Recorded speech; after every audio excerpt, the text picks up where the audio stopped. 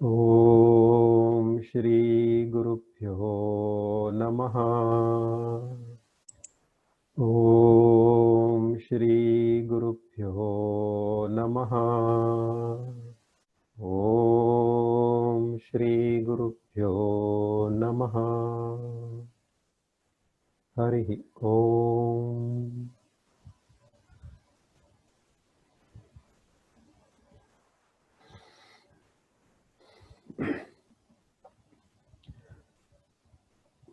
आज उपस्थित सभी साधकों का हार्दिक स्वागत।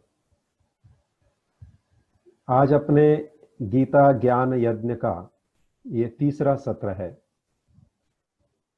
और ये बहुत ही महत्वपूर्ण यज्ञ, जैसे खुद गीता जी ने बताया है, सभी यज्ञों में श्रेष्ठ ज्ञान यज्ञ, वही हम अभी कर रहे हैं और इस ज्ञान यज्ञ में आप सभी लोग शामिल हैं। तो अभी कुछ हमने अनुभव सुने हैं, तो ये आपका इस तरह से इसमें शामिल होना बहुत ही जरूरी है।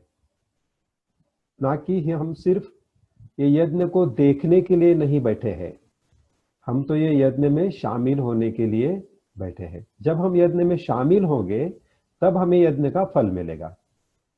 अगर सिर्फ हम यज्ञ को देखेंगे दूर से तो उसका कोई फायदा हमारी निजी जिंदगी में नहीं हो सकता है। तो चलो हम देखेंगे कि हमने कल क्या सीखा था, थोड़ा सा उसको रिकैप करेंगे। तो कल हमने सबसे महत्वपूर्ण बात सांख्य योग के बारे में जाना। आहार के बारे में तो जाना, लेकिन उसके अलावा सांख्य योग के बारे में जाना।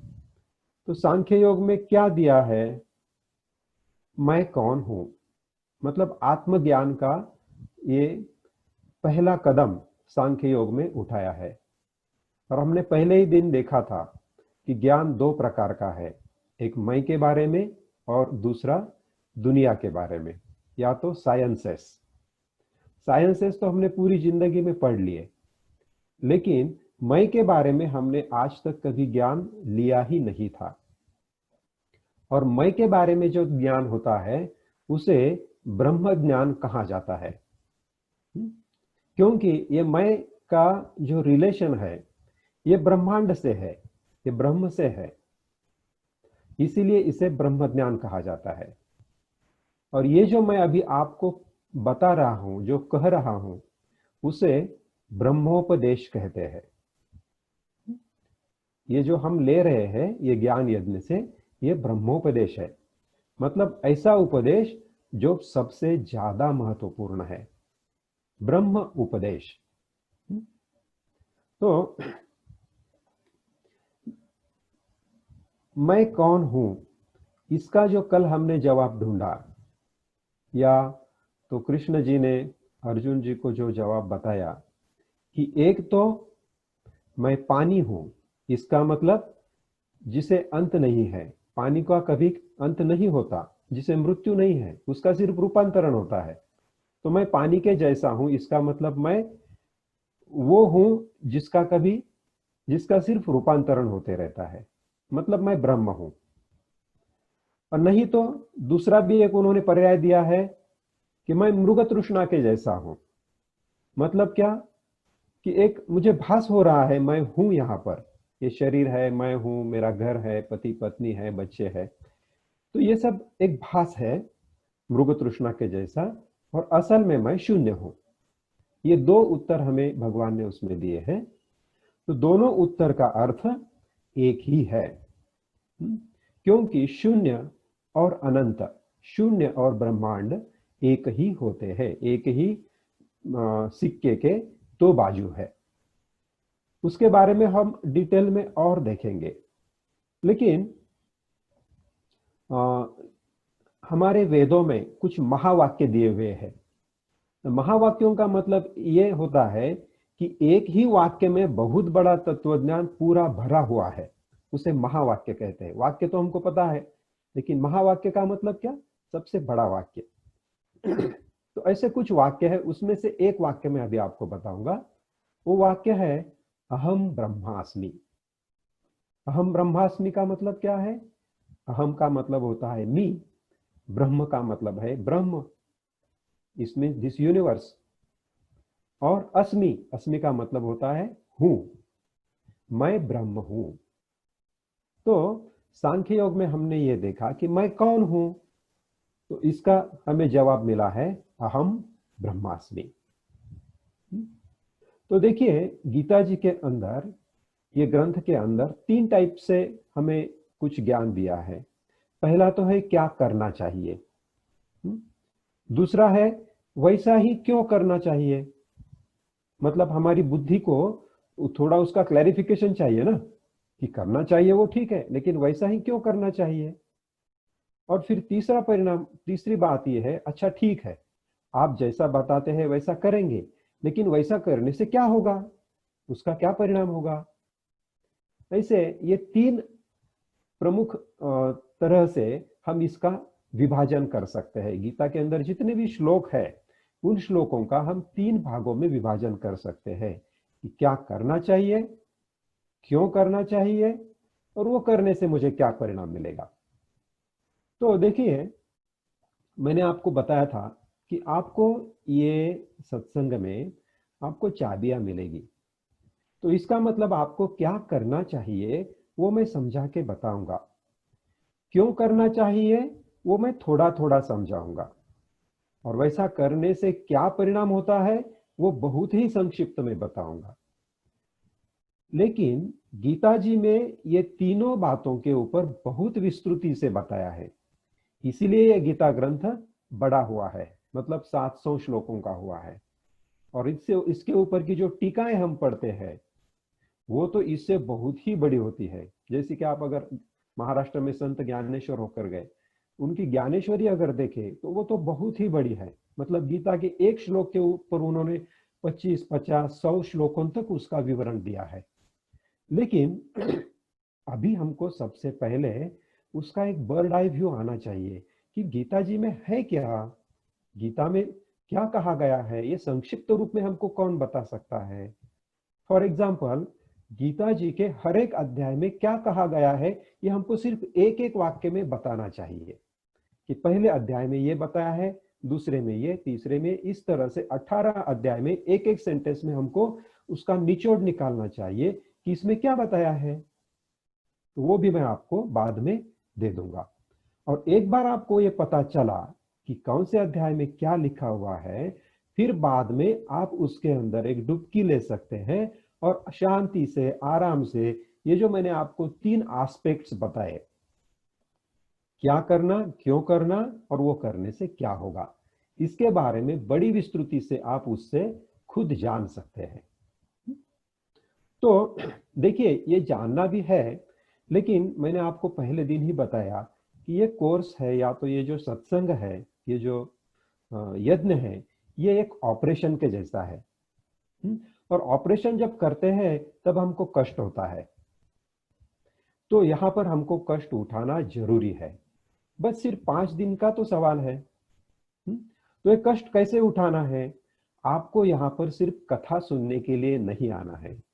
देखिए दुनिया के अंदर सब जगह कथा चलती है, हम जाते हैं, कथा सुनते हैं, और उठते वक्त हम जिस आसन पे बैठते हैं वो आसन उठा के उसको झटक के बगल में लेके वापिस आते हैं।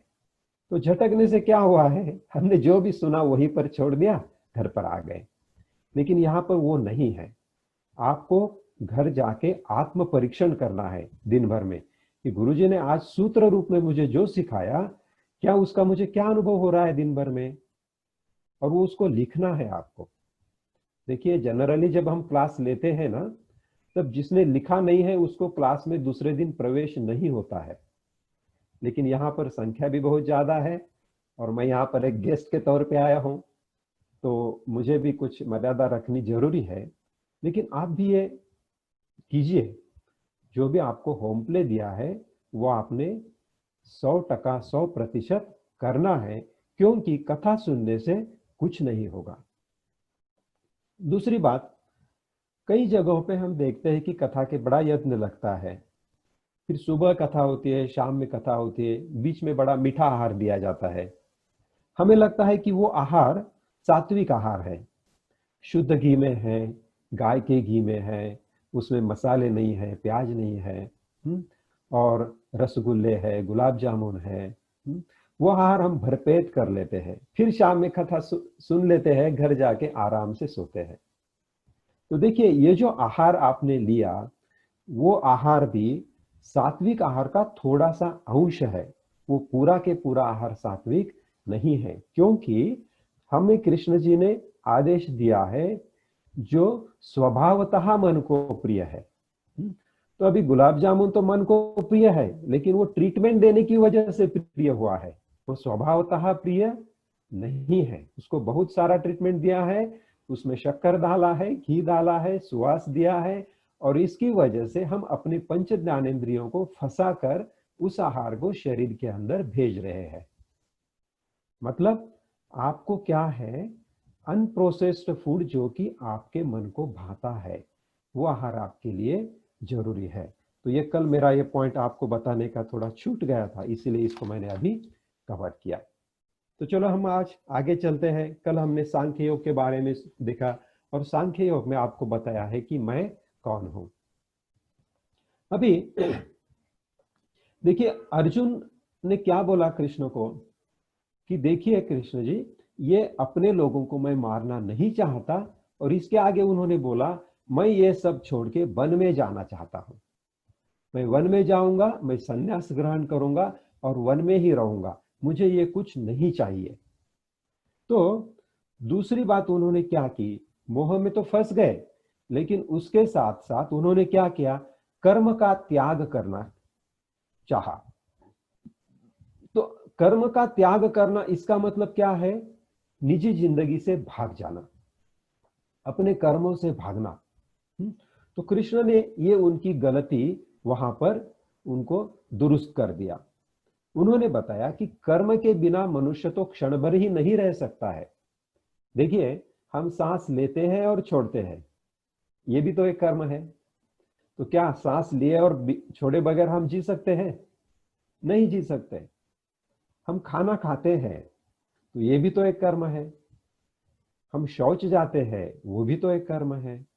हम जो भी कुछ निजी क्रियाएं करते हैं दिन भर में, वो भी कर्म है। हम ऑफिस जाते हैं, फैमिली में रहते हैं, घर के काम करते हैं, वो दूसरे और कर्म है। और फिर हम समाज में जाते हैं, समाजों की योगी कुछ कार्य करते हैं, वो तीसरे टाइप के कर्म है। तो ये तीनों टाइप के कर्म, तीनों प्रकार के कर्म हम करते हैं, ये कर्मों के बगैर हम रह नहीं सकते। तो देखिए, हम जिंदगी में एक फ्रीडम चाहते हैं। कोई भी अपनी जिंदगी में बंधन में नहीं जीना चाहता, और बंधन जब भी हमारी जिंदगी में हम महसूस करने लगते हैं, तब हमें अलग अलग डिसीजेस का, साइकोसोमेटिक डिसीजेस का सामना करना पड़ता है। जैसे कि आप ऑफिस में नहीं जाना चाहते, फिर भी आप ऑफिस जा रहे हो, तो ब्लड प्रेशर बढ़ने लगता है। बॉस अगर आपको कुछ काम देता है, तो आपको वो बंधन लगता है। हो सकता है घर के अंदर आपको कुछ काम करने पड़ रहे हैं, तो आपको वो बंधन लगने लगते हैं। तो बंधन और फ्रीडम। तो मोक्ष का मतलब क्या है? मोक्ष का मतलब है मुक्ति। और मुक्ति का मतलब क्या है? मुक्ति का मतलब ये नहीं है कि मरने के बाद मिलने वाली मुक्ति।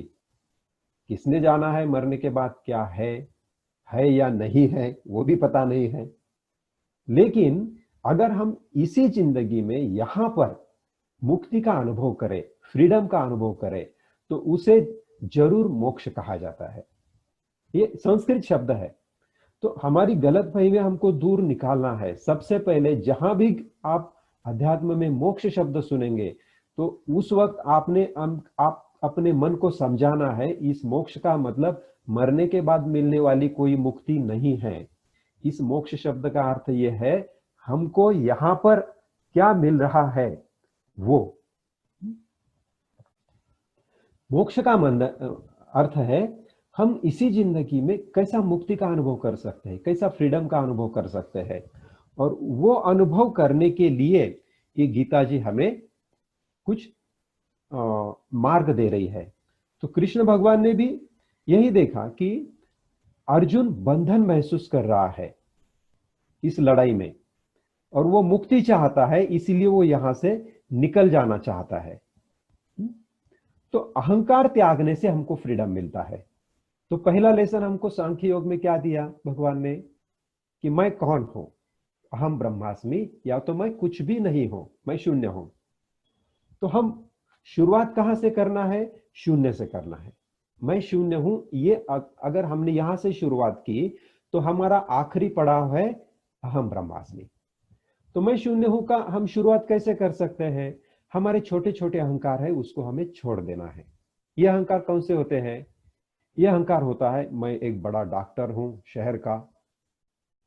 तो तुम्हारे जैसे बहुत सारे डॉक्टर है, डॉक्टर साहब ये आप डॉक्टर है, वो आपका ये वो एक बिजनेस है, आप खुद डॉक्टर नहीं है। वो आपने एक डॉक्टर जी का रोल लिया है, वो रोल आप ऑफिस में ही रख दो और एक इंसान बनकर अपने घर में वापिस आ जाओ। मैं एक कलेक्टर हूं, बड़ा ऑफिसर हूं। तो कलेक्टर साहब आपकी ये कलेक्टर की आपके ऑफिस में है, वो एक रोल है। जैसे नाटक में कोई एक आदमी रोल करता है ना, कोई राक्षस का करता है, कोई राम का करता है। तो राक्षस का रोल करने से कोई राक्षस नहीं बन जाता, और राम का रोल करने से कोई राम नहीं बन जाता। तो आप कलेक्टर का रोल कर रहे हो, आप कलेक्टर नहीं हो। कलेक्टर की वहीं छोड़ो और पिताजी बन के अपने घर में आओ। लेकिन ये भी ध्यान में रखो, ये पिताजी का भी एक रोल है, ये रोल अपने बच्चों तक सीमित रखो, बाहर जाके दुनिया में ये रोल मत निभाओ। आप स्त्री है तो ये स्त्रीत्व का भी एक रोल है। आप तो वो ब्राह्मण हो, आप तो वो शून्य हो। आप पुरुष है, वो पुरुषत्व का अहंकार मत कीजिए। आप पुरुष नहीं हो, आप तो एक शून्य हो, आप तो एक ब्रह्म हो। तो मैं स्त्री हूं, मैं पुरुष हूं, मैं डॉक्टर हूं, मैं पिता हूं, मैं भाई हूं। ऐसी अपने अपने खुद के लिए आपने कितनी कितनी पहचाने बना के रखी है, उसको आज होम प्ले में आप लिखिए, लिस्ट आउट कीजिए कि आपने अपने आप को कितनी पहचाने बना के रखी है। मैं हिंदू हूं, मैं गुजराती हूं, मैं भारतीय हूं। ये सब पहचाने हैं, ये सब पहचाने निकल जा सकती है। आप आज हिंदू है, कल बौद्ध, मुस्लिम, क्रिश्चियन, ईसाई कुछ भी बन सकते हो। आज हिंदुस्तानी हो, कल अमेरिकन बन सकते हो। ये आप नहीं है, ये ध्यान में रखिए।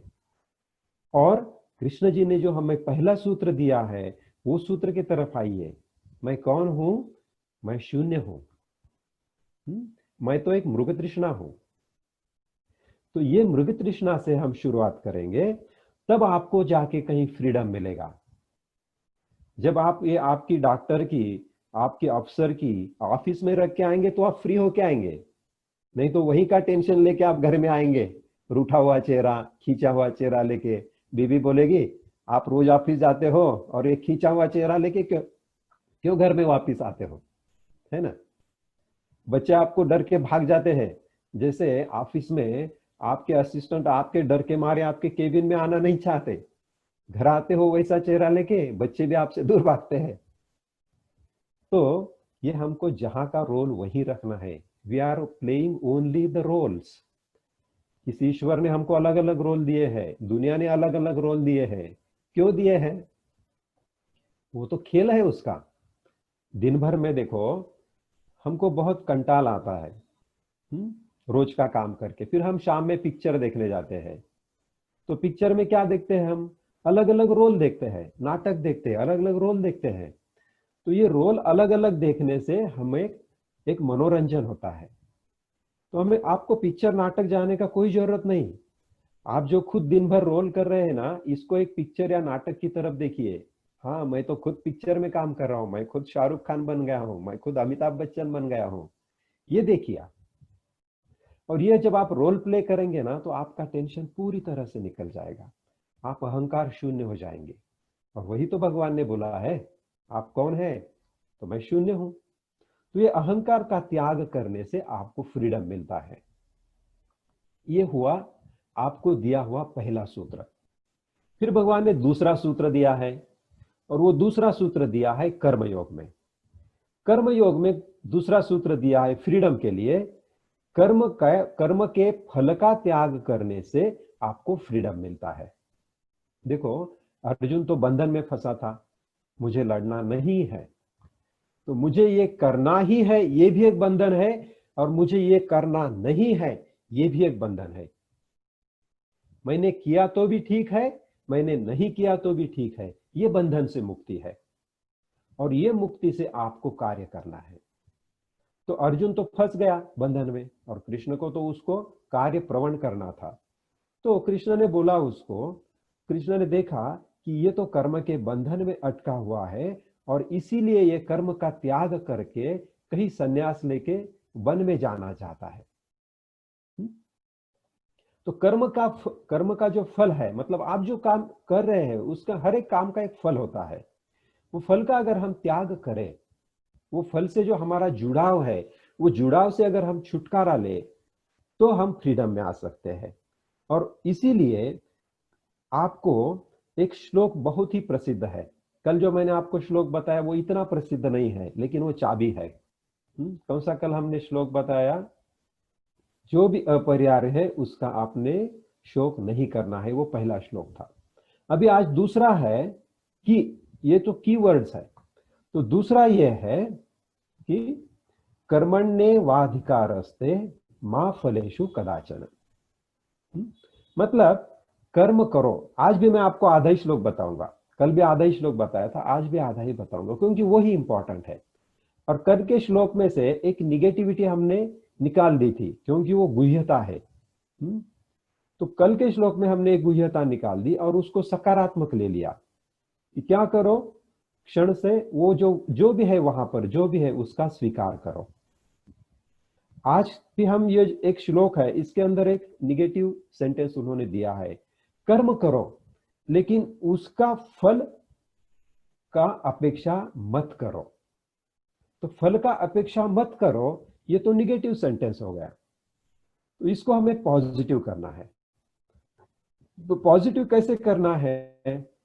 कर्म करो, तो कर्म किया, उसको फल तो आने वाला है।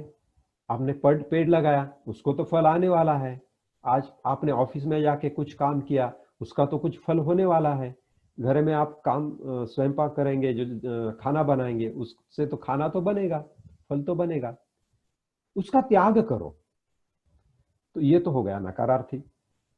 इसका सकारात्मक पॉजिटिव सेंटेंस क्या हो सकता है? इसका पॉजिटिव सेंटेंस ये हो सकता है कि मैंने जो कर्म किया उसका जो भी फल है वो फल सबको मिलने दो। त्याग करो का मतलब क्या है? ये फल सबको मिले, सब ये फल को खाए, सब ये फल खा के आनंदित हो जाए।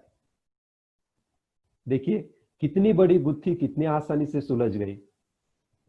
मैं जो भी कर्म कर रहा हूं वो किस लिए करूंगा? ये कर्म से सबको फायदा हो। तो देने के लिए मैं कर्म कर रहा हूं, सबको देने के लिए। तो देखिए सबको देने के लिए अगर आप कर रहे हैं तो त्याग अपने आप हो गया। कर्म फल का त्याग करने के लिए आपको और क्या करना है? तो कर्म फल का त्याग इसका मतलब ये नहीं है कि आप पेड़ तो लगाओ लेकिन उसके फल की अपेक्षा मत करो। कर्मण्य वाधिकारस्ते, उसका अधिकार मत करो। उन्होंने बोला अपेक्षा मत करो, ऐसा नहीं लिखा है। तो अधिकार मत करो मतलब अपने को मत लीजिए, ये मेरा ही फल है, ये मेरा आम का पेड़ है और ये मैंने लगाया है और इसके फल भी मेरे हैं, ये अधिकार आप उसके ऊपर मत रखो। क्योंकि लगाने का काम तो सिर्फ आपने किया है, लेकिन उसको फल लाने का काम आपने नहीं किया है, वो तो सृष्टि ने किया है। आप फल ला नहीं सकते, आप सिर्फ बीज बो सकते हैं। तो कर्म योग का मतलब है आपका हर एक कर्म आप देने के भाव से करें, इसका सबको मिले। तो देखिए आप जब मुझे चाहिए इस भाव से कर्म करते हैं तो कौन सी चीज पक्की होती है? मुझे चाहिए। तो इसके अंदर क्या इंपॉर्टेंट हो गया? मैं इंपॉर्टेंट हो गया।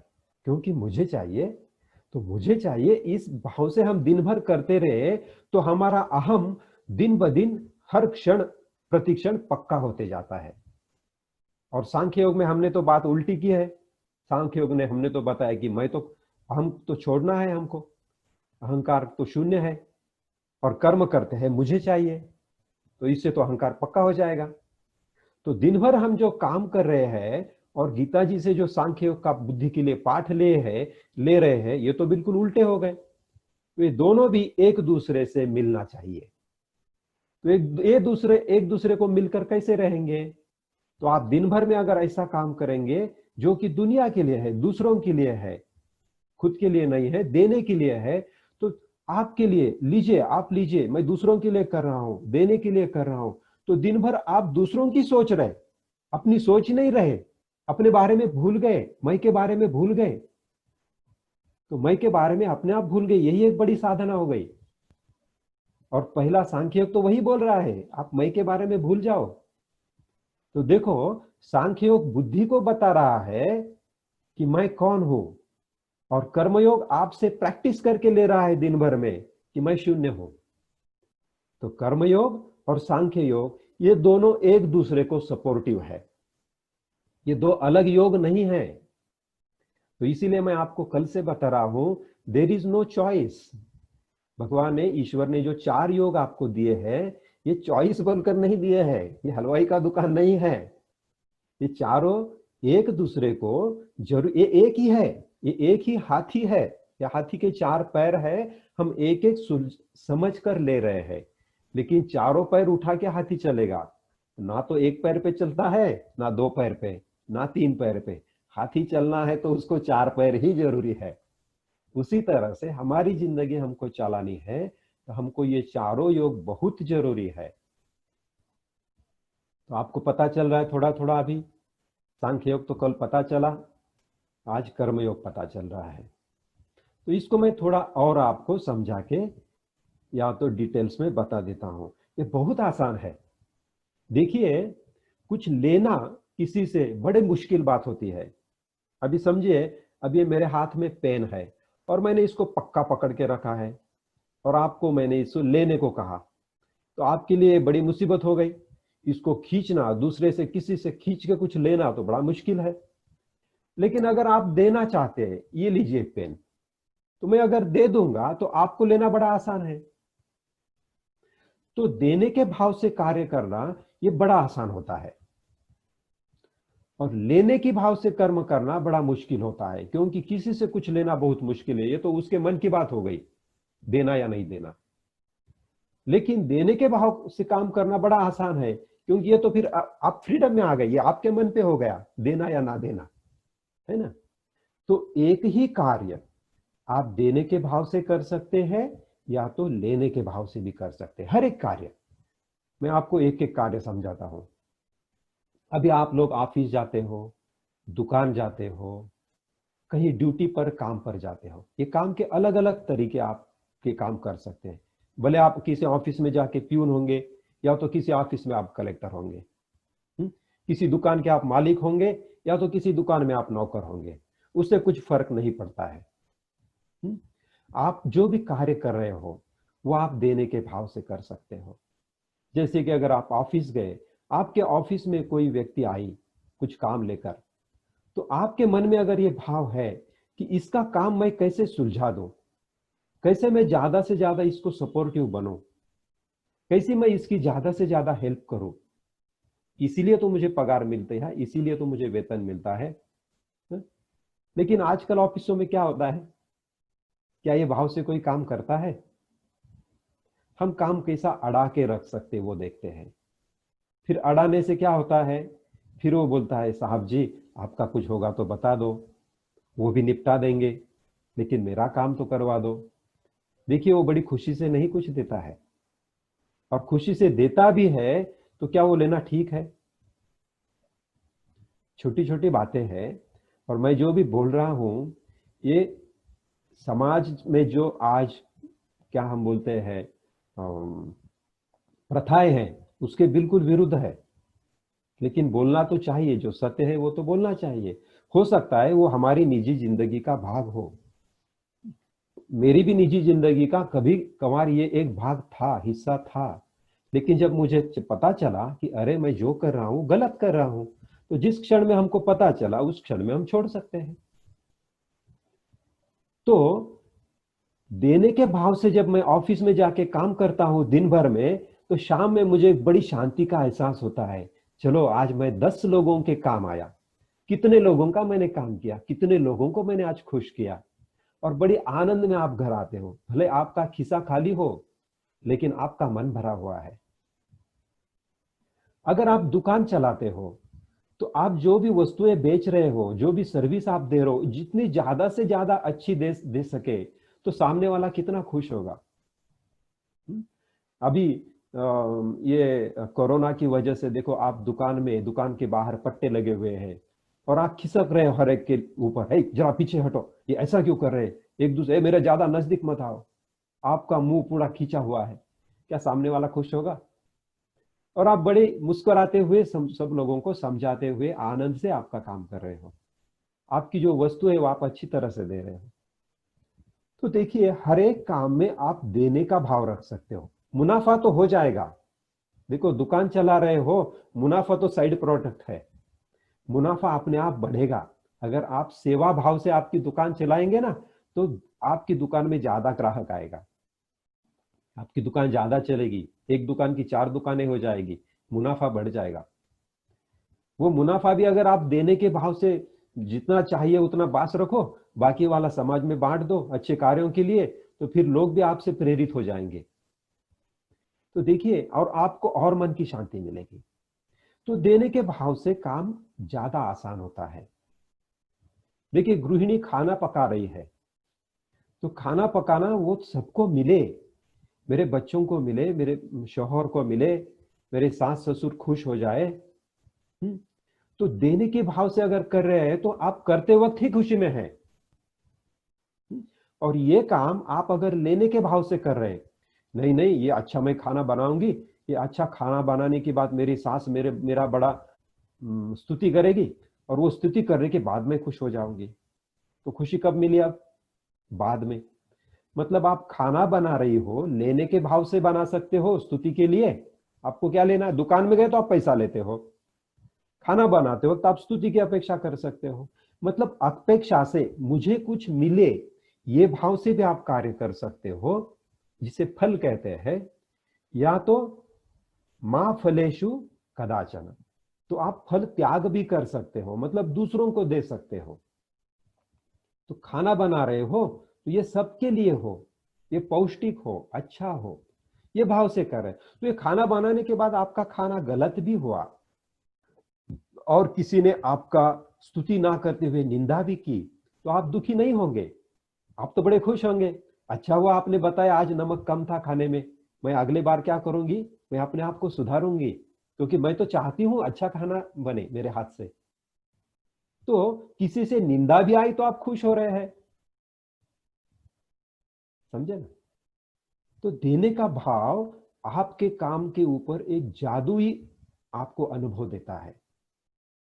तो देखिए, ये कार्य मैंने आपको 2 कार्य थोड़े इसमें समझाए।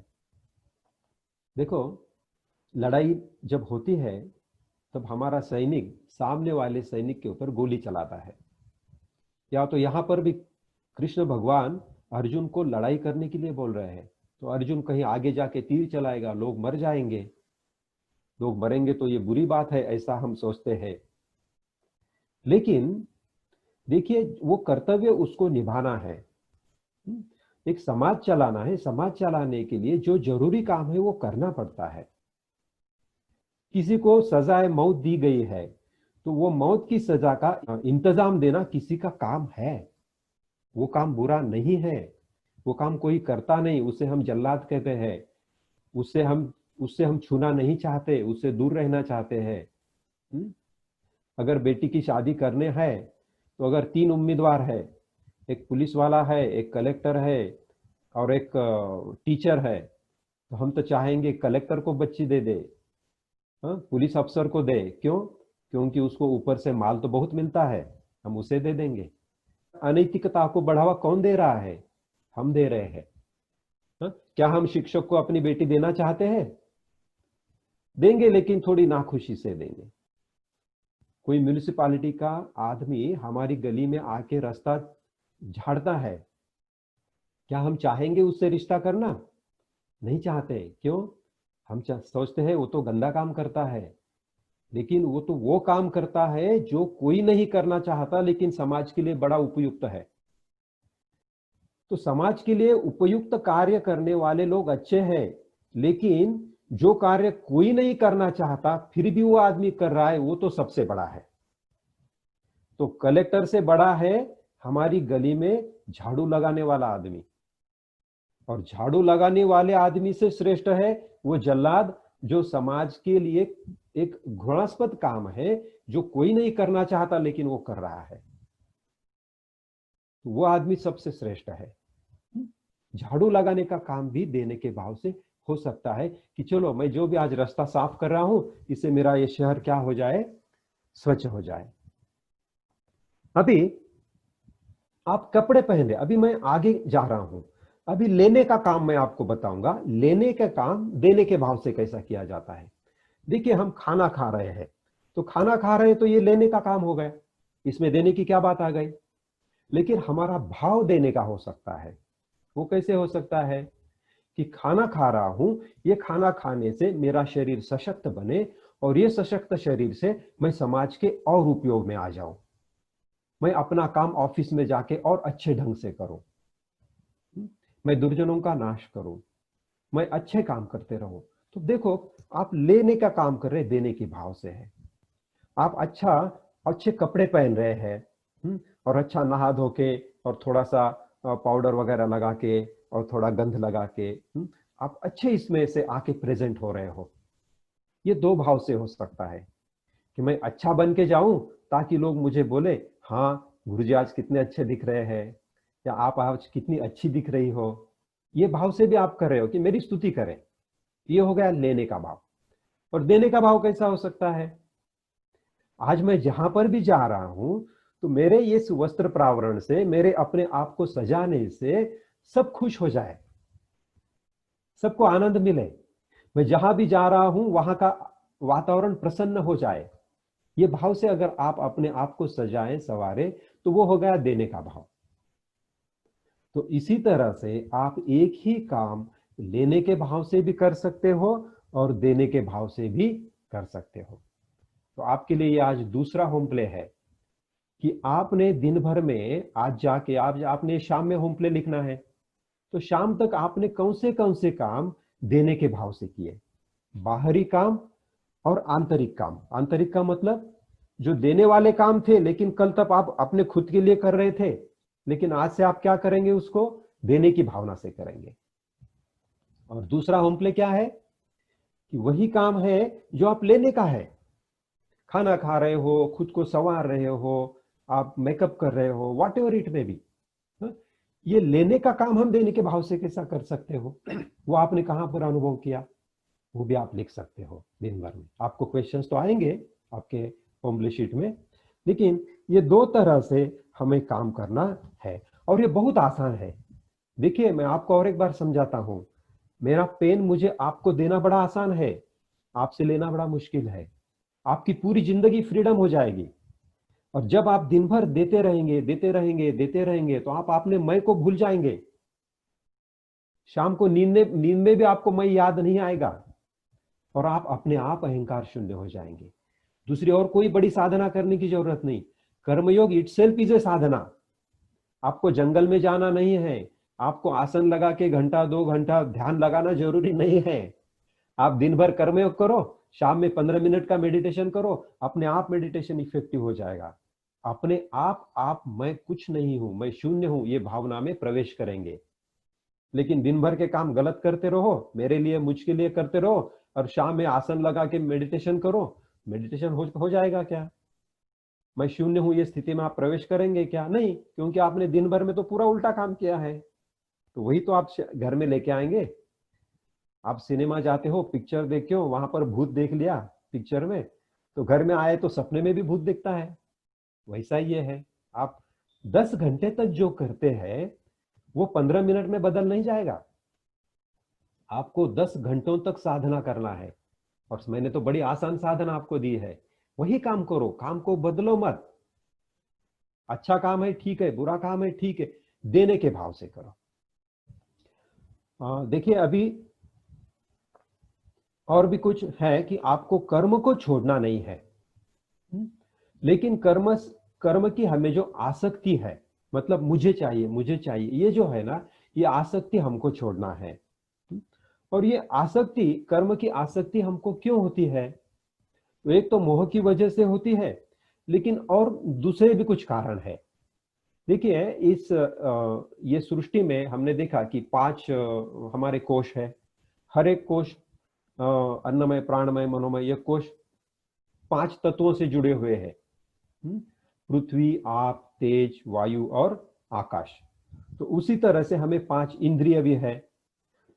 हमें कान है, त्वचा है, आंखें हैं, जीभ है, नाक है।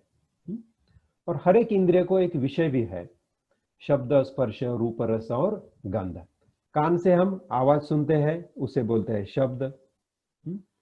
और फिर त्वचा को हमें स्पर्श होता है, उसे कहते हैं स्पर्श। आंखों से कुछ दिखता है, उसे कहते हैं रूप।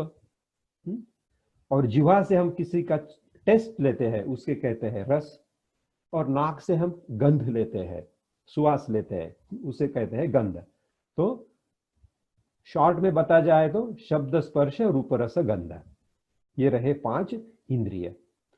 तो ये 5 इंद्रियों को 5 सब्जेक्ट दिए गए हैं। जैसे कान को सब्जेक्ट दिया है सुनना, नाक को सब्जेक्ट दिया है सूंघना, आंखों को सब्जेक्ट दिया है देखना, त्वचा को सब्जेक्ट दिया है स्पर्श करना, जिह्वा को सब्जेक्ट दिया है रस लेना। मतलब ये 5 टीचर है, 5 टीचर को 5 सब्जेक्ट ईश्वर ने दे दिए। आप अपने अपने सब्जेक्ट का अध्ययन करो। लेकिन गलती क्या होती है कि ये पांचों इंद्रिय अपने अपने सब्जेक्ट में उलझ जाते हैं। उन्हें उन सब्जेक्ट की आसक्ति होती है, और वो आसक्ति से वो दूर नहीं हो सकते हैं। तो ये 5 जो इंद्रिय है उसके विषय है, ये विषय की हमें आसक्ति होती है। जैसे कि हम मधुर गीत गाना सुनना चाहते हैं, हम अच्छे अच्छे दृश्य, अच्छा निसर्ग देखना चाहते हैं, हम अच्छा टेस्ट का फूड खाना चाहते हैं, तो इसकी हमें आसक्ति बनती है। लेकिन ये आसक्ति का, और आसक्ति बनने के बाद क्या होता है, हम उस विषय के हम गुलाम बन जाते हैं। मुझे मीठा ही चाहिए, मुझे अच्छा ही दृश्य देखना चाहिए, मुझे अच्छा ही संगीत देखना है, तो आप गुलाम बनते जा रहे हैं। और हमने क्या देखा कि हमें तो असल में फ्रीडम प्रिय है, क्योंकि आपको आपके मन के जैसा खाना आपके सामने नहीं आया। तो आप अच्छे खाने के गुलाम बनने के बाद अच्छा खाना सामने नहीं आया तो आप दुखी हो जाते हैं, आप बंधन में अटक गए। तो इस बंधन से फ्रीडम कैसे पाना है? तो आसक्ति, किसी भी बंधन का मूल कारण है आसक्ति। अच्छा, ये आसक्ति से क्या होता है आगे? किसी चीज में देखो, अगर हमने आज गुलाब जामुन खाया, हमें बड़ा अच्छा लगा, और फिर कल भी हमें खाने की क्या हो गई, इच्छा हो गई। तो हमने गुलाब जामुन खाया, वो अच्छा लगा, अच्छा लगने के बाद हमें उसमें आसक्ति बन गई। आसक्ति से कामना निर्माण होती है कि हाँ, मैं कल भी गुलाब जामुन खाऊं। अच्छा, कल मुझे गुलाब जामुन नहीं मिला तो मुझे गुस्सा आ गया। बीवी ने कल भी खाना परोसा, उसके प्लेट में गुलाब जामुन था नहीं, तो मुझे क्रोध आ गया। फिर क्रोध आ गया तो क्रोध के अंदर मैंने बीवी को 2 गालियां सुना दी, मतलब क्रोध से अविचार हुआ, है ना। फिर अविचार हुआ और 2 गालियां दी। फिर गालियां देने के बाद क्या हुआ, बीवी ने भी कुछ उल्टा सीधा सुनाया, और हम दोनों के बुद्धि का नाश हो गया। और हम दोनों उठ के लड़ने झगड़ने लगे, और दोनों में फिर कुछ फेंक के एक दूसरे को मारने तक बात बढ़ गई, तो अधपात हो गया। तो गीता जी ने ये हमें श्रृंखला बताई है। क्या है? आसक्ति से कामना होती है। मुझे गुलाब जामुन की आसक्ति हो गई, उससे कामना हो गई कि मैं खाऊं। कामना से कामना पूरी नहीं हुई तो क्रोध आता है, तो गुलाब जामुन नहीं मिला तो क्रोध हो गया। क्रोध से अविचार आता है, मुझसे अविचार हो गया, मैंने 2 गालियां सुना दी। वो अविचार से बुद्धिनाश होता है, बुद्धि काम करना बंद कर देती है, और हम लड़ाई झगड़े पे उतरते हैं, और वो लड़ाई झगड़े से हमारा अधपात हो गया। तो ये सब, इस सब की शुरुआत कहां से हुई? तो ये हमारा जो मन है वो विषय का चिंतन करता है।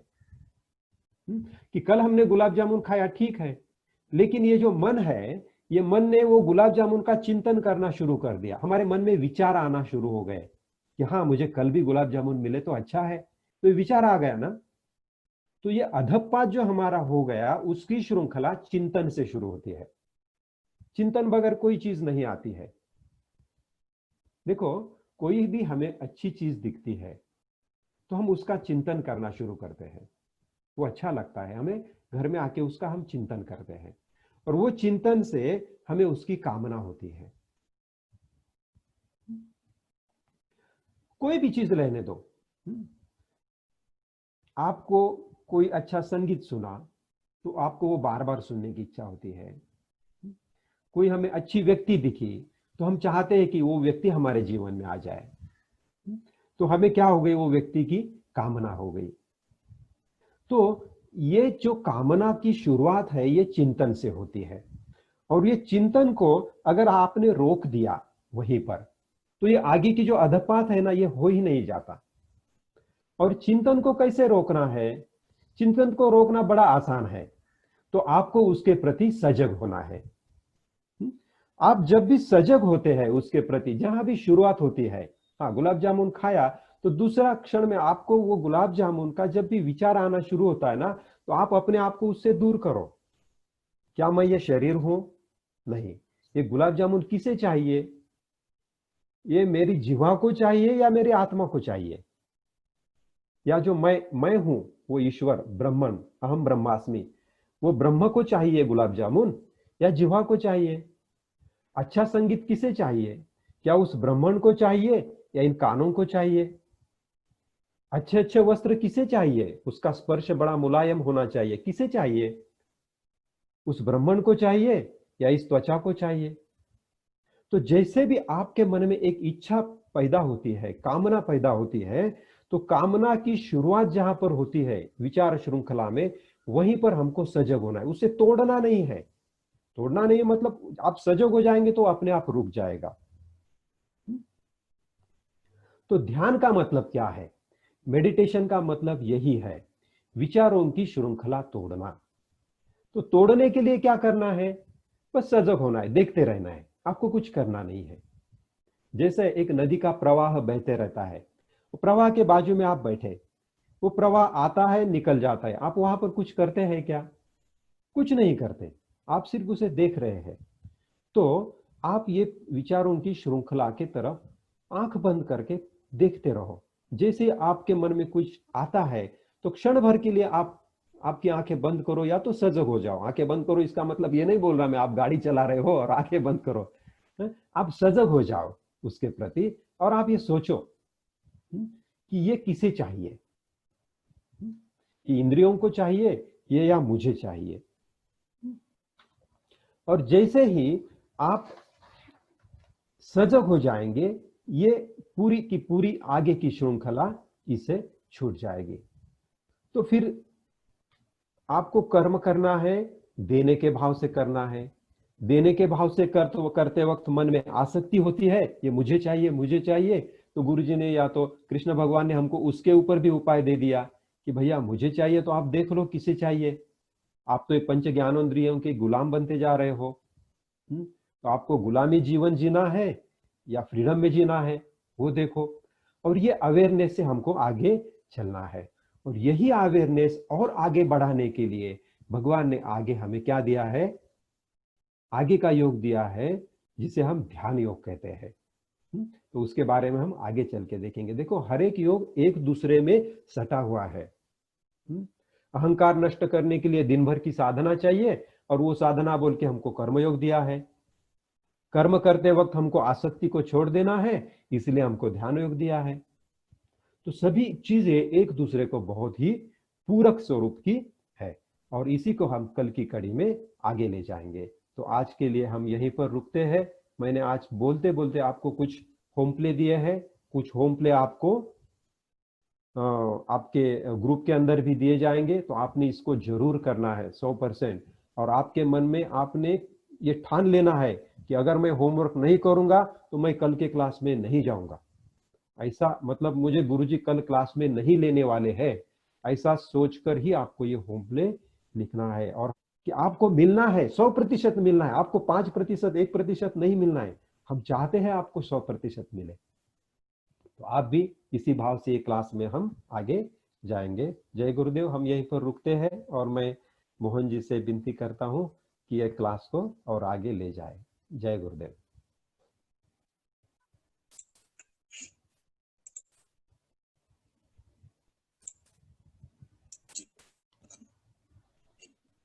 राजन सर जी का और हमारे जो योगा के जो आचार्य हैं उनका दोनों का प्रणाम करना चाहूंगी। और मैं ये बोलना चाहूंगी, जो मैंने श्रीमद् भागवत जो है जो गीता है, वो मैंने अपने जब ससुराल में थी तो मेरी सास बोली कि प्रेगनेंट टाइम मतलब उसको रीड करना चाहिए, बच्चे पे उससे इफेक्ट होता है करके। तो ये सोच के मैंने सिर्फ उसको ये बस एक समझ के ऐसे ही पढ़ा पूरा वो ग्रंथ को, लेकिन उतना मैं उसको कभी समझ नहीं पाई कि उसके कितने मतलब हमारे जीवन जीने का ढंग, कला, मतलब उसमें छुपा हुआ है राज, जो हम अपने जीवन को गलत जगह, जैसे कि क्या होता है हम किसी से मिलते हैं और उनसे हमको वो जो व्यवहार जो हम चाहते हैं हमको मिलता नहीं है, हमको क्रोध आता है। तो यहाँ पे जो आज उन्होंने बताया राजन सर जी ने कि लेने और जो देने का भाव है, वो आज मुझे समझ में आया कि मैं कहाँ पे गलत कर रही थी करके। तो वो शायद आज से मैं उसको सुधारने का पूरा कोशिश करूंगी कि जो मेरे में एक वो क्रोध आता था कि सामने वाला मुझसे वैसा क्यों नहीं मिल रहा है मुझे उससे वैसा व्यवहार, तो मुझे सिर्फ देने का जो भाव है वहीं तक ही मतलब करना है करके। तो बस मैं कम शब्दों में इतना ही कहना चाहूंगी कि मतलब मुझे इससे बहुत ज्ञान मिल रहा है करके, और इसको मैं बार बार सुनना चाहूंगी ताकि मेरा हर बार जो डाउट है वो क्लियर होता जाए। और आप दोनों का तहे दिल से धन्यवाद सर। को बहुत बहुत प्रणाम। मेरा बहुत ही अच्छा अनुभव रहा आपने जो कराया, और आज मैं सुन रही हूँ उसको मैं बहुत अच्छे से रिलेट कर पा रही हूँ और उसको इम्प्लीमेंट भी कर पा रही हूँ। और काफ़ी कुछ ट्रांसफॉर्म हुआ है। जो विचार थे, जो बोला चाहिए थॉट्स थे, बहुत ज़्यादा घिरा हुआ था माइंड उससे काफ़ी रिलीफ मिला है। और सही मायने में आज फ्रीडम का मतलब पता चला है कि फ्रीडम क्या होता है और उसको कहाँ महसूस किया जाता है और उसको कैसे अपने लाइफ में आगे और बढ़ाना है उसको, और किस तरह से मतलब उस चीज़ को लेके मुझे बहुत अच्छा अनुभव हो रहा है। बहुत ही अच्छा लगा सर। आप दोनों का बहुत बहुत बहुत धन्यवाद। नमस्कार। नमस्ते। और आज जो है वो आपने बता दिया कि अगर मोक्ष की प्राप्ति चाहिए तो देने का भाव रखें, क्योंकि भगवान भी जो है, भगवान को कर्म करने की आवश्यकता नहीं है, ऐसा भगवद गीता में स्वयं कर रहे हैं वो, फिर भी मैं कर्म करता हूँ इस वजह से कि लोग जो है वो मुझे फॉलो करें। और आज आपने जो है बहुत खूबसूरत सी बात बता दी कि भाई ये जो ड्यूटीज हैं वो कैसे करनी है, देने के भाव से करनी है। एक